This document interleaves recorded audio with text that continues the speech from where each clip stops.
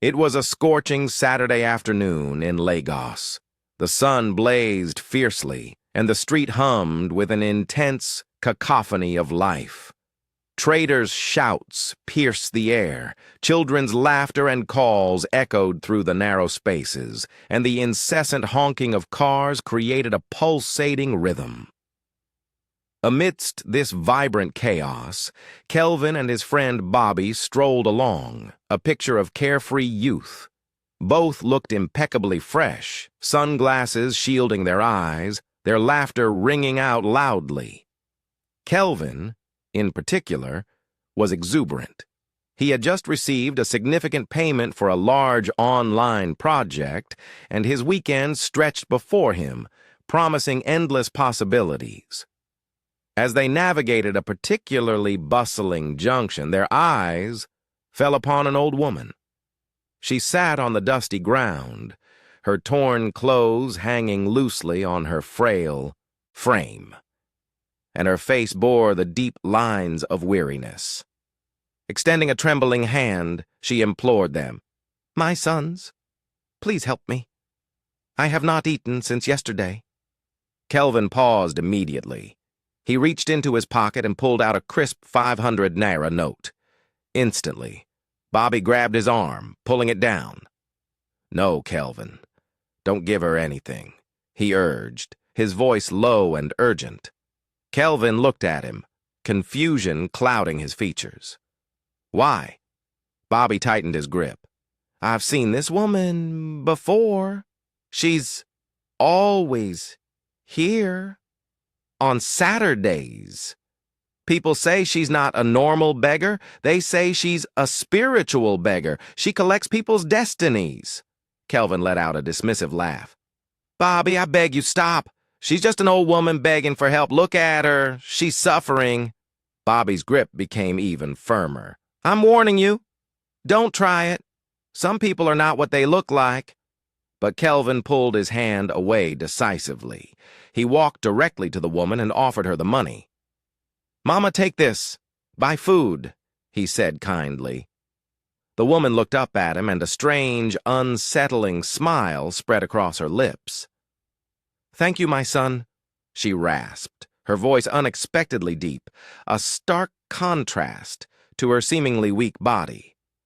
Bobby recoiled, a shiver of fear running through him. Kelvin, however, seemed oblivious to the unsettling exchange. He simply turned and walked away. "Let's go and eat," he suggested cheerfully. They found a nearby restaurant, ordered their food, and ate. Everything felt perfectly normal, the earlier encounter fading into the background.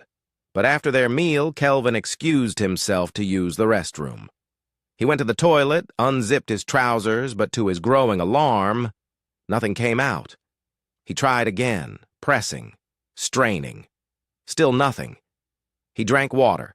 He pressed his stomach forcefully. Still an unsettling emptiness. Panic began to claw at him. He rushed back to the table, his face pale. "Bobby, something is wrong. I want to pee, but I can't." Bobby slammed his hand on the table, a sudden shout escaping him. "Jesus! I told you not to give that woman anything. You see now?" Kelvin began to tremble uncontrollably. No, this can't be real." Bobby stood up, his voice grim. "Let's go back there now." They both ran back to the junction, their hearts pounding. But the old woman was gone. They frantically asked people milling about. No one had seen where she went. A small boy selling ground nuts nearby piped up, "That woman? She will come again tomorrow morning. Come back then." Bobby looked at Kelvin, his expression a mixture of fear and grim satisfaction. "Now you believe me?" he asked. "You need to beg her to undo what she did." Kelvin sank to the ground, burying his face in his hands. "What will I do now?" Bobby said. "We'll come back tomorrow and pray she shows up." The next morning, Kelvin woke up early, his body heavy with exhaustion. He hadn't slept well at all. tossing and turning through the night, his heart racing, his body cold despite the oppressive heat. Bobby, too, had managed little sleep. They both dressed quickly and left the house before sunrise. The journey to the junction was undertaken in silence, Kelvin consumed by worry and Bobby by a quiet anger. When they arrived, the place was still, a stark contrast to the previous day's clamor. The usual bustling crowd had yet to materialize. They found a meager shade beneath a small roadside tree and settled into a tense vigil. An hour crawled by, then another. Kelvin's gaze, weary from ceaseless scanning, remained fixed on the empty thoroughfare. A dreadful weight pressed down on his abdomen. An internal inferno seemed to consume him, the agonizing inability to urinate intensifying with each passing moment, the pressure in his bladder mounting to an unbearable degree. Around 10 o'clock that morning, the old woman finally materialized. Her approach was painfully slow, her feet dragging, her frail form leaning heavily on a gnarled stick. She appeared even more debilitated than the previous day. The instant Kelvin spotted her, he rushed forward, dropping to his knees before her. Bobby remained a few paces behind, observing with wary intensity. "Mama, please," Kelvin pleaded, his voice a raw, trembling whisper. "Please, I don't know what I've done to you. I only offered you money. Please help me. I haven't been able to urinate since yesterday. I'm terrified. Mama, please help me." The old woman gazed down at him, her brow furrowed in a deep frown. "Young man, I don't know what you're talking about," she stated slowly, her voice devoid of recognition. "Did I call you? Did I beg you? Who are you?" Bobby stepped forward, his patience frayed. "Don't lie, Mama. You know exactly what you did. Return whatever you took from him." A small crowd began to converge. Some of the younger onlookers recognized the old woman, their minds recalling the eerie tales whispered about her. A young boy's voice cut through the air. "She's the one I told you about, the woman who steals men's manhood and their blessings." Another echoed, "Let's burn her! She's a witch!" In moments, several individuals had stooped to pick up stones and sticks. The mood of the crowd turned menacing. Shouts erupted. "She must confess today! Burn her! She's evil!" Kelvin scrambled to his feet, shouting desperately, "No, no, no! Don't touch her, please! I said don't harm her!" Bobby tried to pull him back. "Kelvin, are you insane? She's the one who stole from you. Let them deal with her." But Kelvin wrenched free, turning to face the agitated crowd. "Please, listen to me," he pleaded. "I gave her the money with my own hands. If I made a mistake, I will handle it myself. Let no one harm this woman because of me." Slowly, the crowd's fervor began to subside. Some dispersed angrily, muttering, "Then suffer on your own." One of the youths declared, "If you don't want help, we won't force you." When everyone had finally departed, only Kelvin, Bobby, and the old woman remained. The old woman turned her gaze to Kelvin. "You have a kind heart," she rasped. "That's why I didn't make things worse for you. But if you try to arrest me or harm me, I will do nothing. Sickness will remain forever. The only way you can be free is to follow me home." Bobby exploded. "Never! This is madness, Kelvin. Don't go with her. You don't even know her. She might kill you. Are you hearing me?" Kelvin's eyes met Bobby's, filled with desperate uncertainty. "What should I do?" he whispered. "I'm dying slowly. If I don't fix this, I will live like this forever." Bobby conceded, "It's your choice, but don't say I didn't warn you." He shook his head, turning and walking away, his voice trailing behind him. I warned you, Kelvin, I warned you. Kelvin stood frozen for a long moment. Then slowly, resignedly, he began to follow the old woman. She led the way, and he trailed behind. Their path led them deep into the labyrinthine alleys of the old town, where crumbling buildings lined dusty, unpaved roads, and the air hung heavy with a stale, unpleasant odor.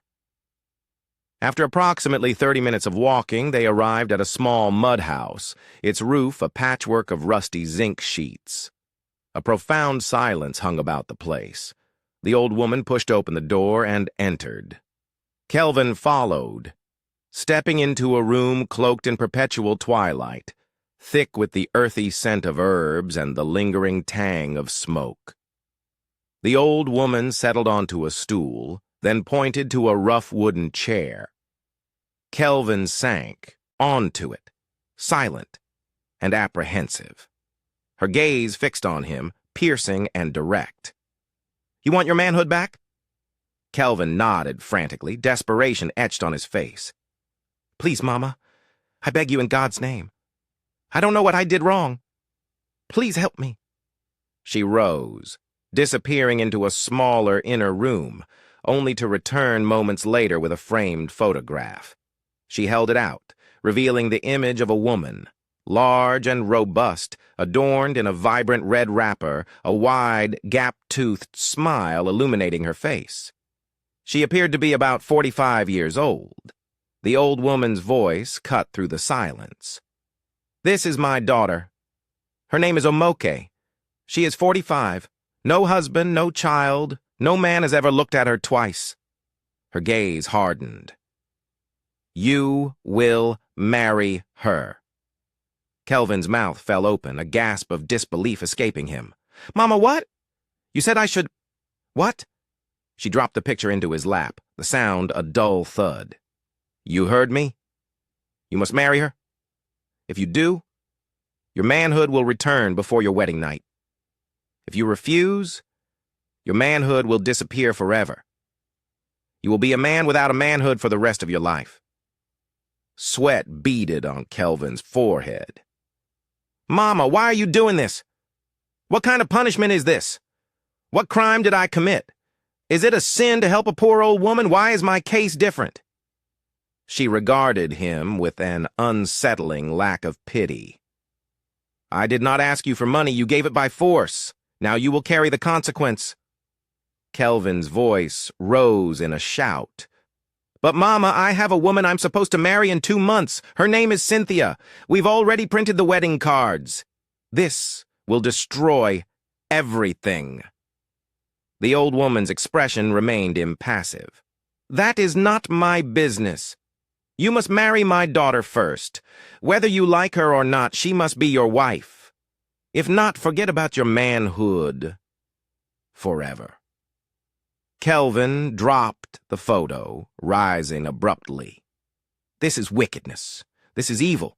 You're destroying someone's life because of your daughter. Why not pray to God for her own husband? Why force someone?" The woman slowly rose, her eyes gleaming. "Young man, you have 2 days. Go and think about it. If after 2 days you don't come back with an answer, I will turn your manhood to stone. If you talk too much, I will turn you into a goat. Leave my house now." Kelvin didn't hesitate. He stumbled out of the house, his steps quickening until he reached the relative familiarity of the main road. He felt the sting of unshed tears, his body weak and shaking. The world around him seemed to darken, a heavy pall settling over everything. He sank onto the roadside, his mind reeling, desperately trying to comprehend his horrifying predicament. If he accepted, his future with Cynthia would be shattered beyond repair. If he refused, he would be condemned to a lifetime of utter uselessness. 2 days, just 2 days to decide the fate of his entire life. The old woman's chilling voice echoed in his ears. "Marry my daughter or lose your manhood forever." He couldn't grasp the reality of what had just transpired. Driven by a desperate hope, he tried to urinate again behind a nearby bush, but once more, nothing. The pressure in his bladder escalated, a ticking bomb threatening to explode within him. With trembling hands, he pulled out his phone and dialed Bobby, his best friend. The phone rang twice before Bobby answered. "Hello, bro." Bobby's voice was surprisingly calm. "How did it go?" Kelvin's voice was parched, laced with raw fear. "Bobby," he croaked, "the only way I can get my manhood back is if I marry her daughter." Bobby remained silent for a few seconds, then finally, "Wait! What?" Kelvin pressed on, his voice filled with incredulity. "Yes, she said her daughter is 45 years old, no husband, no child, and that I must marry her or else my manhood will vanish forever. She gave me 2 days to decide." Bobby's response came slowly, a thoughtful hum. Bro, I told you not to give that woman money. You see, now you better just marry her. You don't have a choice." Kelvin's breathing was ragged. "Bobby, what kind of life is this? What crime did I commit? I just gave her money out of pity." "Well," Bobby mused, "life is strange. Some people don't need your money. They need something deeper. You've entered her trap now. Do what you must to be free." Kelvin nodded slowly, the admission heavy on his tongue. "I'm scared." Bobby ended the call with one final cold sentence. "Just marry her. That's your only way out." As the call disconnected, Bobby stared at his phone, a slow smile spreading across his face. He murmured to himself, "Now I can finally have Cynthia. You've cleared the road for me, Kelvin. I've always loved her from the moment I saw her, but you took her. Now it's my turn."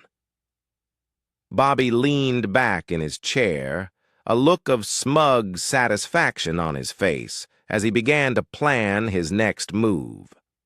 Meanwhile, Kelvin continued his walk home like a man in a daze. His steps were ponderous, his face devoid of expression, and his heart felt like a lead weight in his chest. When he reached the front door, Cynthia opened it, her eyes lighting up as she rushed to him. "Kelvin, where have you been? I've been calling you. You didn't reply. What's wrong?" Kelvin forced a weak, strained smile. "I'm okay. I just went to see someone. I needed to think." Cynthia touched his face, her brow furrowed with concern.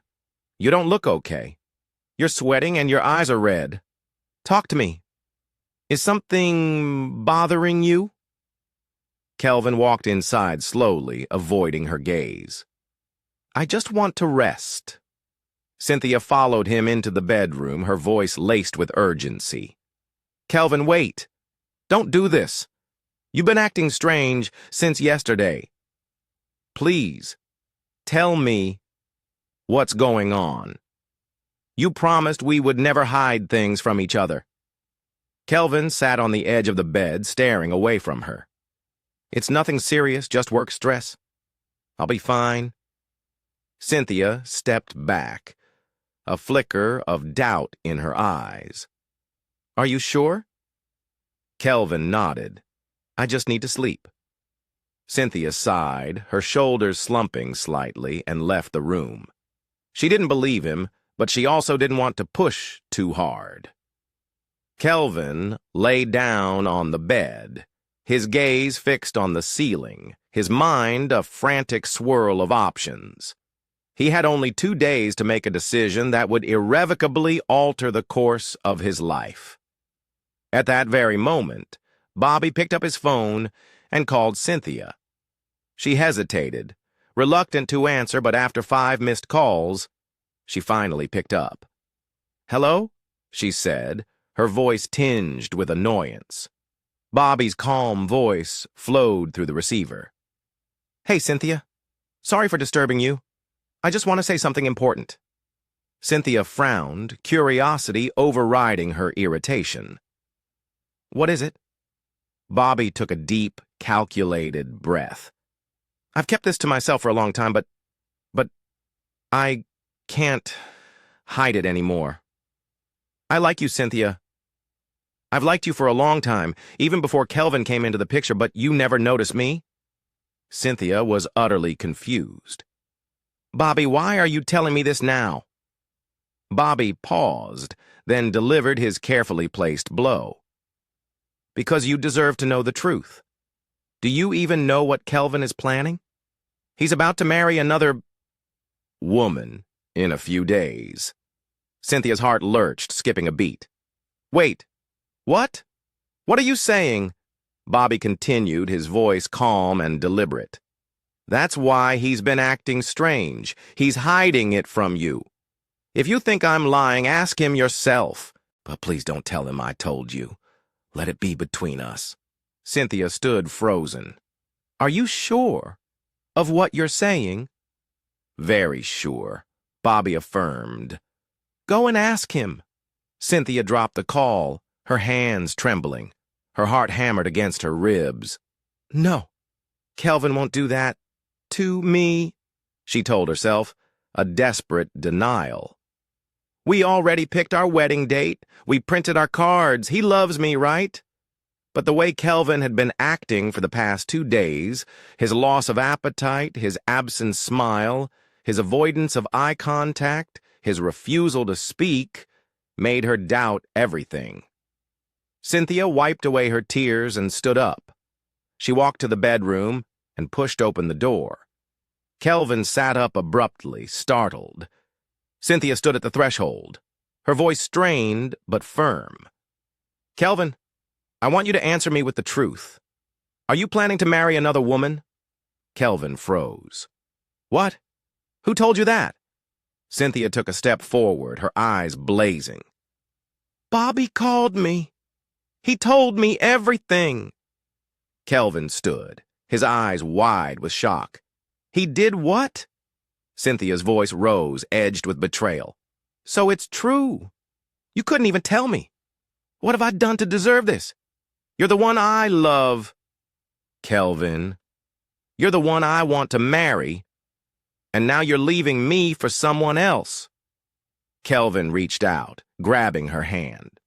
No, Cynthia, please listen. It's not what you think. Cynthia pulled her hand away, her voice cutting.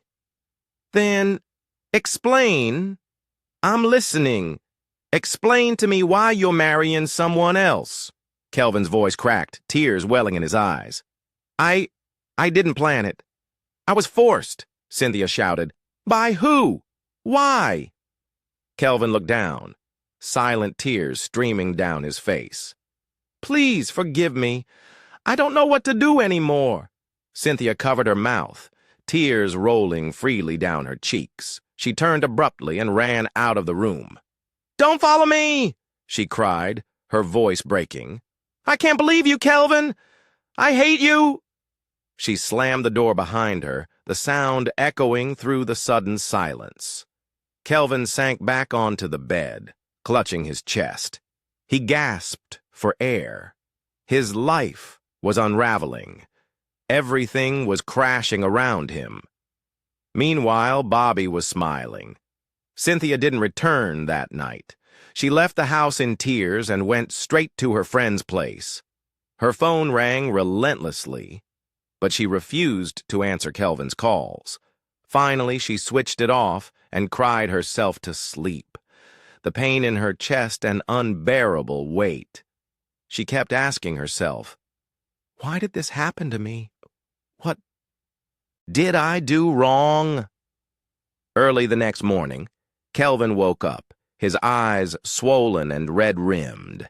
He hadn't slept at all. He kept calling Cynthia's number, but it remained switched off. His head throbbed, and his chest ached with a hollow pain. He sat on the bed, holding his phone, staring at her contact photo. Cynthia, please pick up.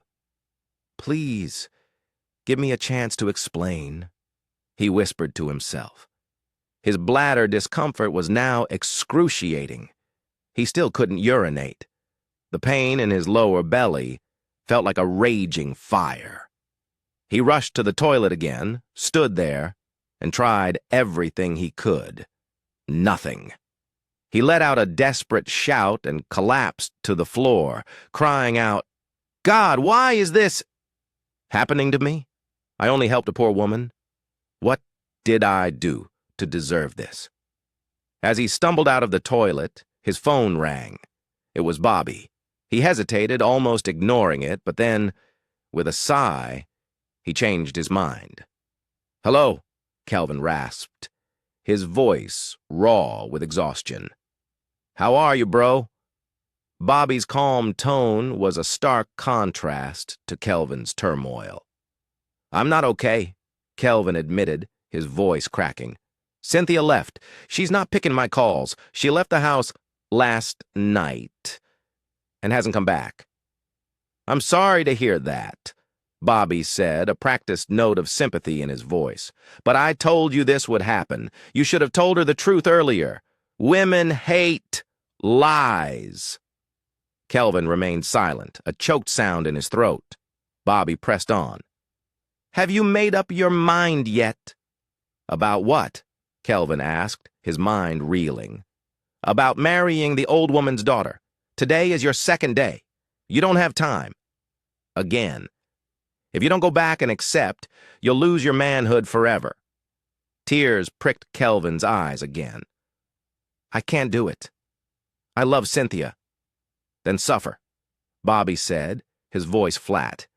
"That's your choice." He ended the call. As Kelvin dropped the phone, a sharp, agonizing pain shot through his lower body. It was getting worse, an unbearable pressure building. He sank to the floor, clutching his stomach. Meanwhile, Bobby stood by his window, a faint smile playing on his lips. He had sent Cynthia a message earlier that morning. It read, "I know you're hurting, and I'm really sorry. I just wanted you to know that I'm here for you. If you need someone to talk to, I'll be waiting." Cynthia had seen the message when she woke up. She hadn't replied, but she kept reading it over and over. Later that day, Bobby called her again. "Hello, Cynthia. I know this is hard for you, but I just want to say I understand how you feel. Kelvin didn't deserve you." Cynthia remained quiet for a moment. "I don't know what to believe anymore," she finally said, her voice fragile. "Believe what you see," Bobby countered. He didn't deny it. "He's marrying another woman and hiding it from you. That's not love." Cynthia started crying again, a fresh wave of grief washing over her. "Why me? Why now? We were so close to our wedding day." Bobby's voice softened, laced with a practiced tenderness. "Sometimes things happen for a reason. Maybe God is showing you something. Just know I've always been here for you, even when you didn't notice." Cynthia sniffed. "Thank you." Bobby smiled. "Anytime, if you want to talk or go somewhere to clear your head, I'm here." Cynthia ended the call and wept again, but a small, insidious thought began to take root in her mind. Maybe Bobby truly cared. Back at home, Kelvin remained slumped on the floor for what felt like hours. Then, slowly, he pushed himself up and walked to the mirror.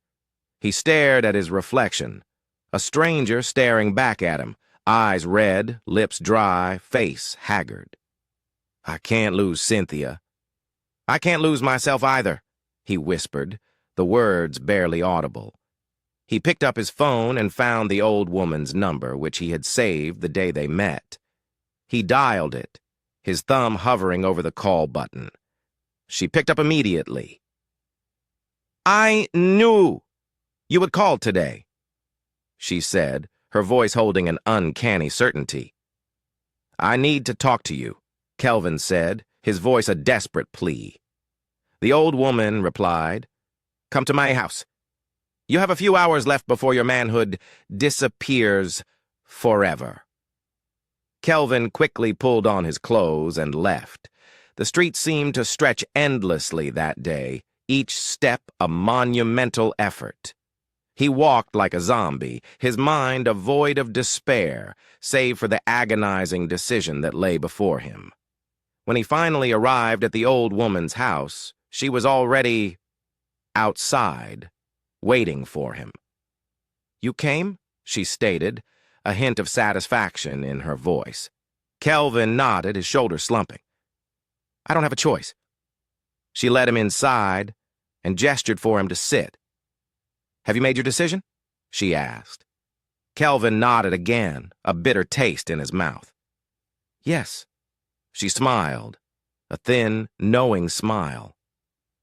"So you agree to marry my daughter?" Kelvin's voice was barely a whisper. "Yes, I will do it. I can't live like this. I need to be healed."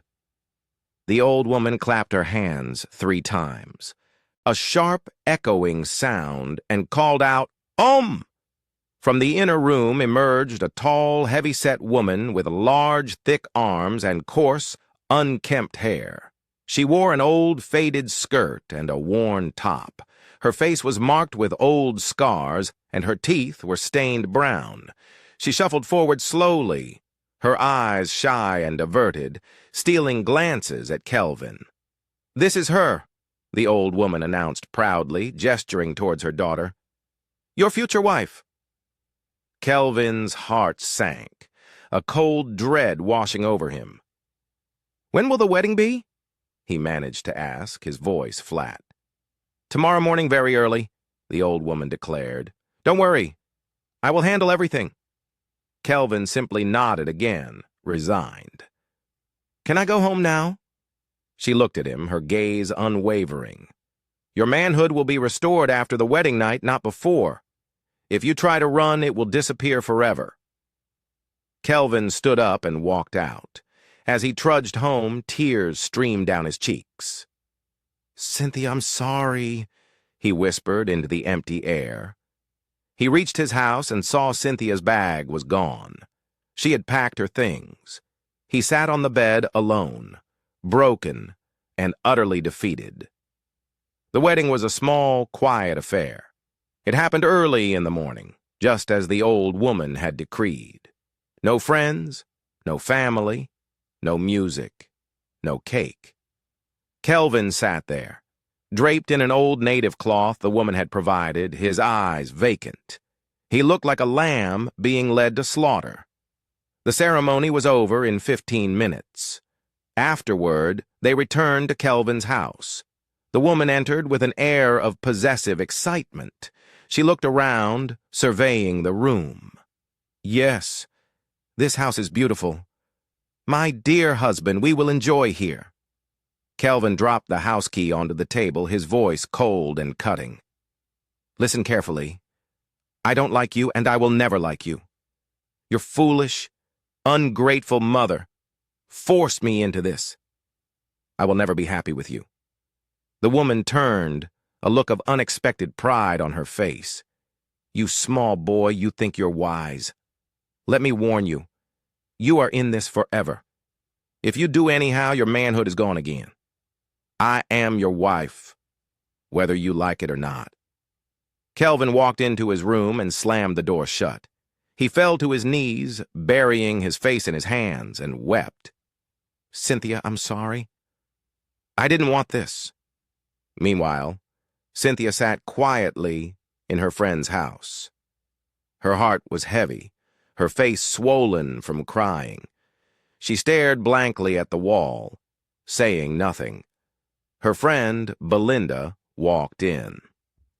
"Cynthia, you haven't eaten anything since yesterday? Please eat." Cynthia shook her head, her voice raw. "I can't eat. I feel like dying. Kelvin betrayed me. He married another woman." Belinda sat beside her, her voice firm. "Are you just going to let your relationship die like that? You've worked hard to build this love. Are you really going to throw it away for one dead, ugly woman?" Cynthia looked at her, tears welling up again. "What do you want me to do? He made his choice. I begged him to tell me the truth, and he kept quiet." "That means He never loved me. Belinda held her hand, her voice firm. Cynthia, have you ever asked yourself what really happened? What made Kelvin take such a mad decision? Cynthia snapped. I don't care anymore. You do care, Belinda shouted back, her voice ringing with conviction. You love him, and you're dying slowly. Listen to me, I found out everything. Cynthia's eyes widened. What do you mean? That old beggar woman Kelvin helped, Belinda explained, her words tumbling out. She's the mother of that woman he just married. When Kelvin gave her money, she spiritually attacked him. She stole his manhood. He couldn't pee or feel anything down there. The only way she agreed to restore him was to marry her 45-year-old daughter. The woman is not just ugly. She is wicked and rude. He was forced. He didn't want it. Cynthia gasped. What? Why didn't Kelvin tell me? Belinda's voice softened. He tried to, but you didn't listen. You walked out on him. You were angry, and Bobby filled your head with lies. Cynthia sank onto the couch, slowly, as if the air had been knocked out of her. So, Bobby lied to me. Belinda nodded. Bobby knew everything. In fact, he wanted you for himself. That's why he told you Kelvin was cheating. Bobby is an evil friend. Stay away from him. Cynthia burst into fresh tears, a deeper, more agonizing realization washing over her. So this is what happened. My poor Kelvin was suffering, and I didn't even give him a chance to speak. Oh my God, what have I done? Belinda pulled her into a comforting hug. It's not too late. You can still fix things. Cynthia wiped her tears, a new resolve hardening her gaze. I will never leave my man. I'm going to fight for him. She looked at Belinda, gratitude shining in her eyes. Thank you so much. You're one of a kind. Thank God for the day we became friends. Belinda smiled. Let's go bring Kelvin back. Cynthia wasted no time. That same evening, she called her pastor and poured out the entire story, weeping as she spoke. Pastor, I made a terrible mistake. I judged Kelvin too fast. He was suffering and I didn't listen. Please, I want to go see him, but I can't go alone. I need you to come with me. Her pastor agreed without hesitation. I will go with you, my daughter. Some battles are not physical. This one needs spiritual fire. They met at the church gate and hailed a taxi directly to Kelvin's house.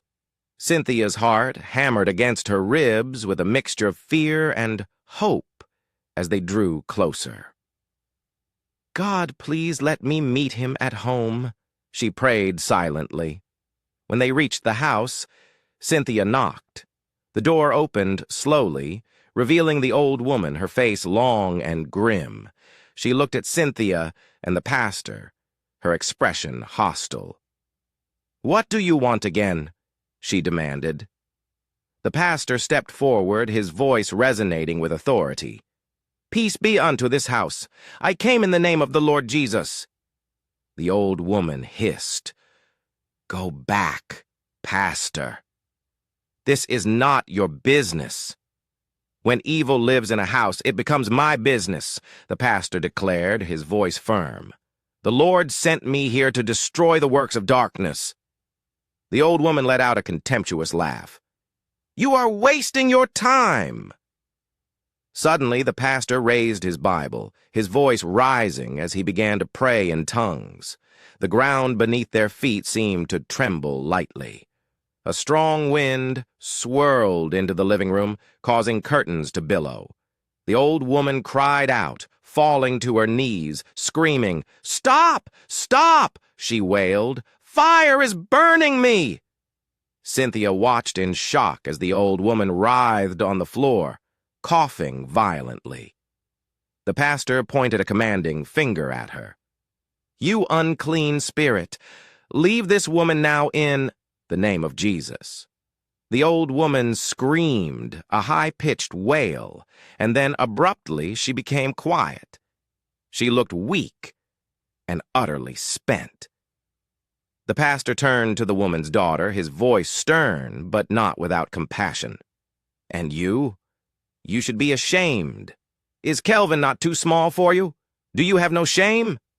The woman dropped to her knees, tears streaming down her transformed face. "It's not my fault," she sobbed. "Please believe me. My mother used charms on me. She stole my beauty. She made men reject me. I'm not actually like this." She began to cry louder, her voice laced with desperate hope. "Man of God, please pray for me. I need deliverance. I don't want to be like my mother. I want to be free." The pastor looked at her with pity. "God is merciful," he said. He laid his hand on her head and prayed, his voice strong and clear. "Lord, restore her. Everything the enemy has stolen, let it return now." As he finished praying, something extraordinary happened. A bright ethereal light enveloped the woman. Her face began to change, softening, refining, her skin smoothed, glowing with a newfound vibrancy, her body shape transformed, shedding its former bulk. Within minutes, she looked like a completely different person, young, radiant, and undeniably beautiful. She stood up, staring at her reflection in a nearby mirror, utterly shocked. I'm beautiful again," she whispered, her voice filled with disbelief. "This is me. I've not seen this face in 20 years. Tears of pure joy streamed down her face. "Thank you, Jesus. I will never follow my mother's evil ways again. Never." Cynthia, a radiant smile gracing her lips, walked into the house. She looked around, her eyes searching. "Where is Kelvin?" The transformed woman pointed. "He's in his room." Cynthia walked straight to the door and knocked gently. "Kelvin, it's me. Please open the door." Inside, Kelvin lay on the bed, lost in the depths of despair. He had surrendered all hope. But then he heard Cynthia's voice, and he leaped up, throwing open the door. "Cynthia!" he gasped, shock and disbelief etched on his face. She rushed into his arms, hugging him tightly. "I'm sorry, Kelvin. I'm sorry for not listening. I know the truth now. I love you, and I will never leave you." Kelvin cried into her shoulder. "You came back. Thank you, Jesus. I thought I lost you forever." They held each other for a long time, the weight of their ordeal momentarily lifted by the joy of their reunion. Far away, Bobby stood by his window, shaking with uncontrolled anger. He had heard everything from one of his street boys, who had seen Cynthia and the pastor entering Kelvin's house. He couldn't believe it. "So, Kelvin is still going to marry the only woman I've ever loved," he shouted to the empty room, "over my dead body. I will not let this happen. I must take her away from him by force." That night, Bobby couldn't sleep. He paced his room like a caged mad lion, his eyes red and his hands trembling. The more he thought about Cynthia returning to Kelvin, the more his rage festered. "No, this can't happen," he roared. "I must stop this marriage. Kelvin has taken everything from me." Very early the next morning, he dressed quickly and rushed to the old woman's house. He hammered on the wooden door with furious blows. The old woman opened it slowly, her face appearing calm, but visibly tired. "What do you want?" she asked, her voice flat. Bobby pushed the door open, forcing his way inside. "This is not what we planned!" he shouted, his voice vibrating with fury. "Our plan was to make Kelvin marry your daughter forever. Why did you allow that man of God to come and destroy everything?" The old woman stared at him, her gaze unnervingly steady. "So, that's all you care about?" "Wickedness." Bobby stepped forward, his face contorted with fury. "Yes, that was the plan. You said once he marries her, he will be trapped forever. Now he is back with Cynthia. You failed!" The old woman's eyes widened with a sudden blazing anger. "Bobby, how wicked can you be? I am done with evil. Can't you see that Cynthia is being backed by a strong man of God? That fire that came into my house nearly destroyed me. I don't want to die in my sins." Bobby hissed loudly, a sound of pure contempt. "You are a bad partner. You let emotions ruin our plan. You are a coward, a stupid, ugly old fool." The old woman gasped, her voice trembling. "You dare insult me!" Bobby laughed, a harsh, grating sound. "Yes, I insult you. You had one job, just one simple job, but you failed. That little boy who calls himself a pastor scared you. You are a disgrace." The old woman shook her head, her gaze fixed on him. "Bobby, you are not just evil. You are the devil himself. I thought I was wicked, but now I see I am nothing compared to you. You don't care about anyone. You don't even love Cynthia. You only want to destroy." Bobby's face twisted with pure rage. "You talk too much, you old witch. Watch your tongue." The old woman stood tall, her posture suddenly defiant. "Leave my house now before I turn you into something worse than a rat." Bobby laughed again, a mocking, dismissive sound. "You will do nothing, old woman. You're useless now. Your time is over. The only thing you have is that stinking mouth. You ugly old witch." The old woman didn't utter another word. She turned to a shadowy corner of the room, picked up a small black stick covered in strange ancient symbols, and pointed it directly at Bobby. "I warned you," she said quietly, her voice chillingly calm. Bobby laughed, utterly unimpressed. "What is that? A toothpick? You can't do anything to me." But before he could finish his sentence, a piercing scream tore from his throat. He fell to the floor, convulsing, his eyes rolling back until only the whites were visible. He jumped up, tearing off his shirt, and bolted outside barefoot. He began running wildly through the street, shouting incoherently and barking like a dog. "Fire, water! Lion is chasing me!" Bobby rolled on the ground, tearing at his trousers, and began speaking frantically to trees. "Don't arrest me! I am the president! Cynthia is my wife!" he shrieked. Back at Kelvin's house, Cynthia and Kelvin were deep in prayer with the pastor. They had no idea what had just transpired with Bobby. Yet, as they prayed, the Spirit of God was already fighting their battles. That same morning, Cynthia and Kelvin sat quietly in their living room with the pastor, bathed in a newfound sense of peace. The pastor was reading a Bible passage, his voice gentle about restoration and divine intervention. "What the devil meant for evil, God has turned around for your good," he said, his words resonating deeply. Cynthia held Kelvin's hand, a soft smile gracing her lips. "We are free at last," she whispered, her voice filled with relief. Kelvin nodded, his eyes shining with gratitude. "God saved me. I would have lost everything if not for you, Pastor." He turned to Cynthia, his gaze filled with love. "And you, Cynthia? You came back for me when I had no hope." Just then, a knock sounded at the door. It was Belinda, her face alight with excitement. "Have you heard the news?" she asked, her voice breathless. "What news?" Kelvin and Cynthia asked in unison, their curiosity piqued. Belinda laughed, a joyous, almost incredulous sound. "Bobby has run mad. He was seen this morning running on the street, shouting and tearing his clothes. He was talking to trees and pouring water on his head. People tried to hold him, but he bit someone and ran into the bush near the market."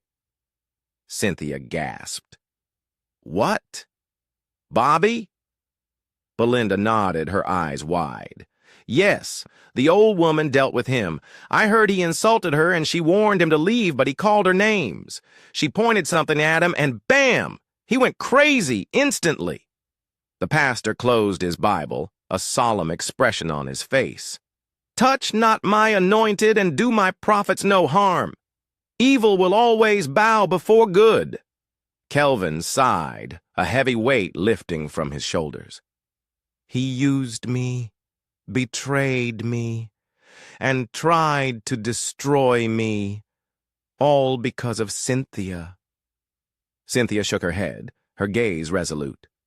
"He never loved me. He just wanted to take what wasn't his." The pastor stood, up. "Now that the battle is over, it's time to give thanks.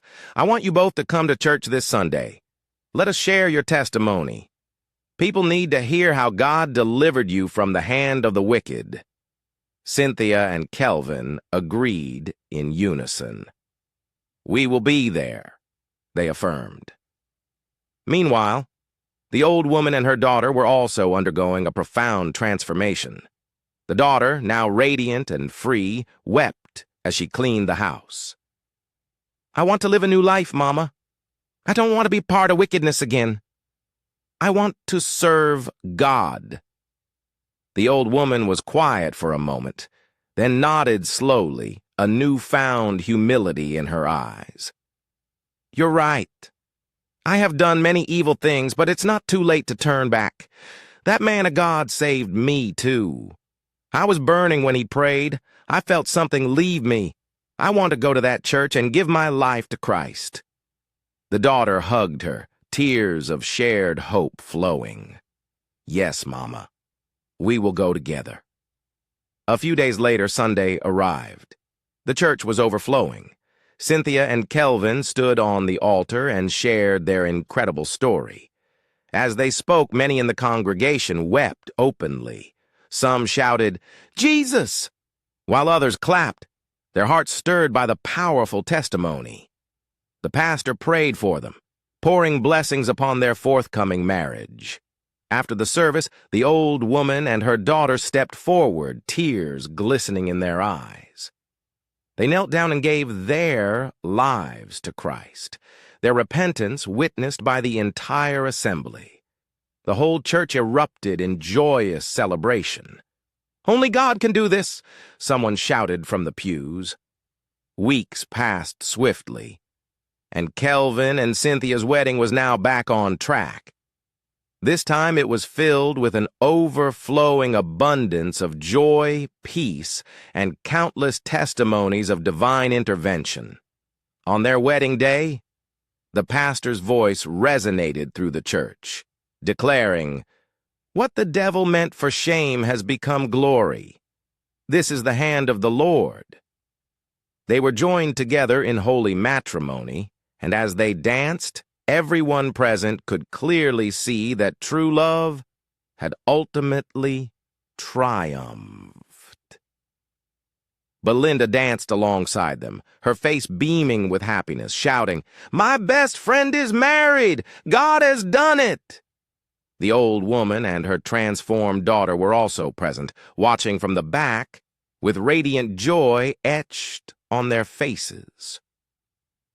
"I am no longer a witch," the old woman whispered to herself, a profound sense of peace settling over her. "I am a new woman." As for Bobby, no one ever heard from him again. Some whispered that he was still in the village, wandering about, sometimes seen bound by ropes.